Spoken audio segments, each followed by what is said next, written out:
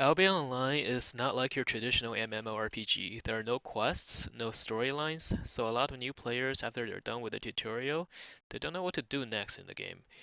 There is so much to do in this game. Gathering, crafting, trading, dungeons, all the different aspects of PvP. It's very easy to get lost in there.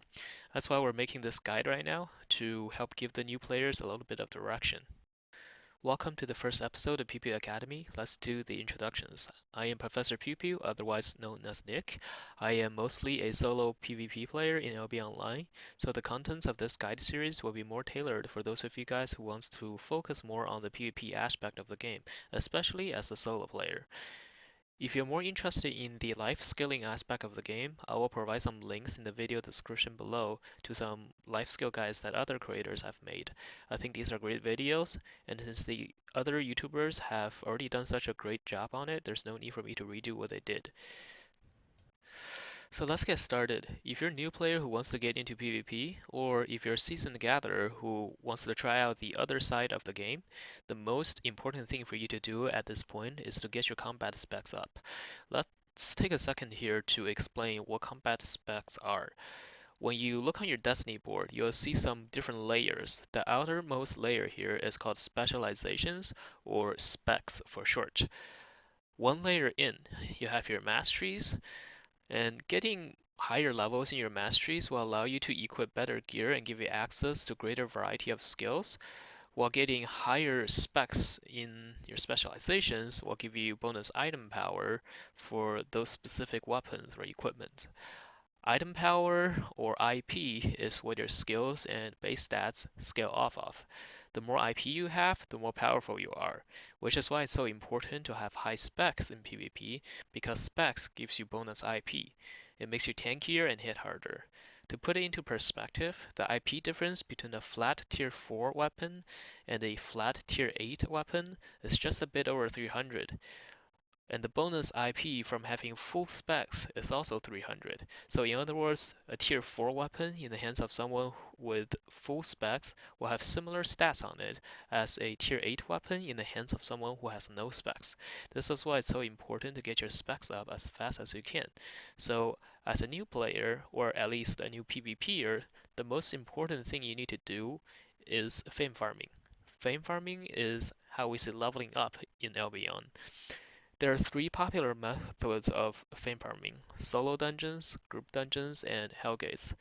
There's also something you could do called expeditions, which is basically a low risk and low reward version of dungeons, but we're not going to talk too much about them in this video because they kind of suck. As a new player, your best method of fame farming is probably going to be in the solo dungeons. Solo dungeons do not give you the highest fame per hour, but it is a very consistent way to grind your spec up. Group dungeons will give you more fame per hour if you're doing it in a good party, but as a new player, you'll probably have a hard time finding a good party. In order to clear group dungeons effectively, you need a tank running an Incubus Mace as a weapon, a healer, and 3 very high AoE DPS players. But usually when you go looking for pug groups in LFG chat, you'll probably end up finding a team that's just running whatever weapon they feel like, or whatever weapon they need to level. And those weapons might or might not actually be good at clearing dungeons at all. And if you end up in such a group, you'll probably end up getting less fame per hour than if you were to just do a solo dungeon by yourself with an efficient build. Plus, looking for a group can take some time, and when you do find a group and you clear a couple of dungeons with them, someone in that group might have to leave, and then you have to find someone to replace them, and that's going to waste more time. So unless you're trying to spec up something that just won't work in a solo dungeon, for example, if you really want to be a healer in this game, well, clearing a solo dungeon as a healer is possible, but it's very, very slow, and it's not worth your time. And you will be better off in that case to just do a group dungeon, even if it's with a pug group. There's another good way to get combat fame in this game. It's called Hellgates. Hellgates are basically a team deathmatch arena minigame, and they can give you a lot of fame and a lot of silver, but it does involve PvP, and the ones that are worth doing are going to be full loot PvP. So it's going to be very hard for new players to do them. So we'll save Hellgates for a future episode and we won't talk too much about it in this video, but for now just know that 5v5 Hellgates are the best frame per hour in the game, and 2v2 Hellgates are a super fast way to make a lot of silver, and it's possible to go solo in 2v2 Hellgates for some really good rewards, even when you're fairly new to the game. For the rest of this video, I'm gonna go very in-depth about solo dungeons. Solo dungeons are the best way for new players to get fame, especially if you're gonna be a solo player. And even if you are more of a group player and you want to play something like a tank or a healer, something that doesn't clear well in solo dungeons, I think it will benefit you in the long run if you start leveling a separate build that's just for solo dungeons. And this separate build can have some of the same pieces as your main build, so you can work on your main build too at the same time. Because there's always going to be some times when your guild is not online and you have nobody to do a group dungeon with, so having a solo dungeon build at 100 spec will help you keep the fame coming in the form of fame credits and respecs. And if you don't know what fame credits are, or you're not too clear on how they work, I'm going to put a link in the video descriptions below to a video that someone else made that will help you understand those. So let's talk about how to do solo dungeons effectively and not die to other players while you're doing it. When you're doing a solo dungeon, your build should include three things. In the order of descending importance, these three things are clear time, escape, and PvP potential. If you can't fit all three into one build, you can burn multiple sets to switch to when you need it, and I will talk about how to do that in a second. Now, if you're brand new to the game and the only solo dungeons you can do are the blue and yellow zone ones, then you don't really need to worry about number 2 and 3 yet, because as long as you're not faction flag, you can't really get killed by other players in those zones, so you don't really need to worry about running away from or killing other players. But you're not going to stay in the safe zones forever. In fact, I highly recommend that you jump into the black zones as soon as you can afford to replace your gear a couple of times, because the black zones will give you much higher rewards in both silver and fame. So for these reasons, I highly recommend that you use a spear for your main solo dungeon weapon, because a spear has all of these things. Right from mastery level 1, spear is probably the fastest weapon for clearing solo dungeons at low levels. Other weapons like Great Axe, Infernal Scythe, Frost Staffs, they will become faster at clearing solo dungeons when they get to mastery level 70 and they unlock some skills that are going to be great for clearing solo dungeons. But the spear has all of its dungeon clearing abilities available at level 1. And at mastery 3, you will unlock a skill called Inner Focus, which is a great skill for both escape and PvP. The one-handed spear is also a very good weapon for solo PvP. I'll put a link in the video descriptions below to another one of my videos showcasing a one-hand spear build, so check that out if you are interested to see how the spear plays in solo PvP. So you can have all three of those important things I talked about in one weapon, if you decide to start off with a spear. For the rest of your build, I recommend using either a stalker jacket or some type of cloth chest piece for the extra damage to help you clear the dungeons fast. Scholar sandals in the shoe slot to give you some mana management, as well as a great escape ability for when you get ganked. Guardian helmet in the head slot for some sustain and another super important utility, and I'll talk about that in a bit, and a Thetra cape in your cape slot for the chain lightning effect that also helps you clear mobs faster. For food, make sure you bring a health regeneration food, so catfish or cabbage soup, and some omelets to switch to if you want to PvP. And for potions, make sure you have invisibility potions equipped and have some healing potions to switch to if you want to PvP. Now, some of you might be a little confused about the invisibility potion. You might have heard other players saying it's important to bring poison with you to help you kill the bosses.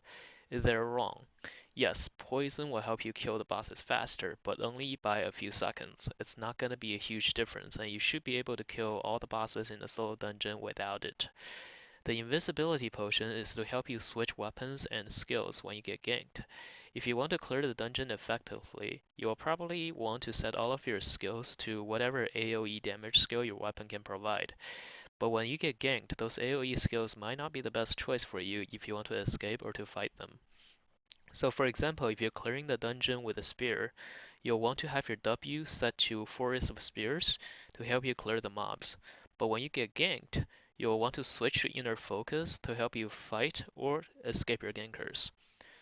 But as you may know by now, you cannot change your gear or skills while you're in combat, and chances are when the gankers find you in a dungeon, you will be in combat with mobs, so you won't be able to change skills.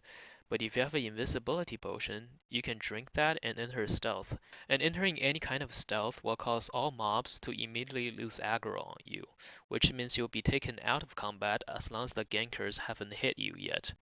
So now you can change your skills, switch off your invisibility potion for healing potions, and you can wait out the majority of your global cooldowns from switching your skills and equipment while you're in stealth. Now, a very important thing to know about invisibility potions is that the stealth it provides you will end if you take any kind of damage. So make sure you don't use it when there's a damage over time effect like burning or poison on you, and make sure you don't drink it when there's an incoming projectile flying at you. So this brings us back to why we use a Guardian Helmet in the head slot. Guardian Helmet is useful for providing you with some self-heals which makes it easier to fight the bosses, but also it actively removes all damage over time effects on you. So if you see a ganker while you have a dot on you, you can use the Guardian Helmet to remove that dot, then drink the invisibility pot, and you'll be able to keep your stealth while you're making adjustments to your build. So earlier when I said if you can't fit all three of those things in your build, you can bring multiple sets to switch to, this is what I meant. For another example, if you're a seasoned gatherer and you want to give PvP a go, and the weapon tree that you're interested in is bow. So to max out all bows from doing solo dungeons, the fastest clearing weapon to use will be the longbow, which is a great weapon for PvE, but it's god awful at small scale PvP. So if you get ganked while you're doing a solo dungeon with a longbow, you'll probably die. But since you're a seasoned gatherer, you probably already have access to some escape weapons like bloodletters. So you can bring the bloodletter with you, and when you ganked, just drink your invisibility potion, change your weapon from longbow to bloodletter, and just run away. The actual PvE part of solo dungeons is extremely simple and straightforward. Most of what you have to worry about is just not dying to players. Besides the invisibility potions, there are a few more things you should know to minimize your chances of getting ganked while you're doing a solo dungeon. First is skipping the boss mobs. Usually, the boss rooms will be guarded by a few mobs at the entrance. Leave these mobs alive when you go for the boss, because when gankers come in, they will aggro these mobs and take damage. And very often when you go into stealth from invisibility potions, because the gankers wouldn't know where you went, they'll take quite a bit of mob damage when they're looking around for you. This gives you an advantage if you want to try and turn around and kill them. Now, if you don't get ganked after killing the boss, you can come back to kill these mobs for the full fame from them. You may also have heard people saying that you should skip the first few rooms of each dungeon to make it look like there's no one in the dungeon. So if gankers come in, they'll see the mobs and hopefully they'll think that no one is doing the dungeon because all the mobs are still up and they will leave. A lot of players do this, but I don't recommend it, and here's why.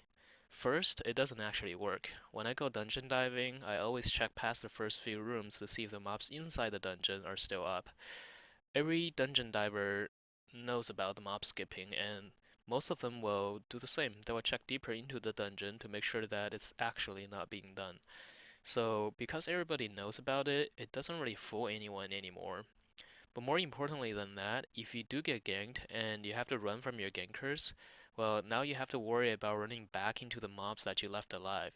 So you can see in this clip here, the person I'm ganking left some mobs at the beginning, and when he got ganked, he tried to run, and he ended up dying because of the mobs that he left alive. The last thing to talk about in this video is the shrine buffs that you'll find in these solo dungeons. The shrines will look like this, and they're found pretty commonly in solo dungeons, and they'll give you a buff when you click on them. The buff you receive is random, but it'll be one out of three possible options. Either health regeneration plus a minor retaliation effect, or mana regeneration plus cooldown reduction, or a movement speed buff plus damage against mobs. All of these buffs can be pretty powerful in PvP, so make sure you don't leave any of these shrines behind when you're clearing solo dungeons, because you don't want your gankers to have these buffs when they find you. The shrines that give you these buffs can sometimes spawn in some pretty hidden locations, and it's difficult to show you all of these locations because the dungeons in this game are randomly generated, so they'll have random layouts. But in general, just keep an eye out for potential hidden passages, and in Morgana dungeons, make sure you check behind the curtains. Doing dungeons can be pretty repetitive, but if you're efficient at it, it won't be long before you are spec'd enough to PvP. So put on some Netflix on your second monitor, or better yet, go to twitch.tv/lbmpewpew and put my stream on your second monitor and just grind away.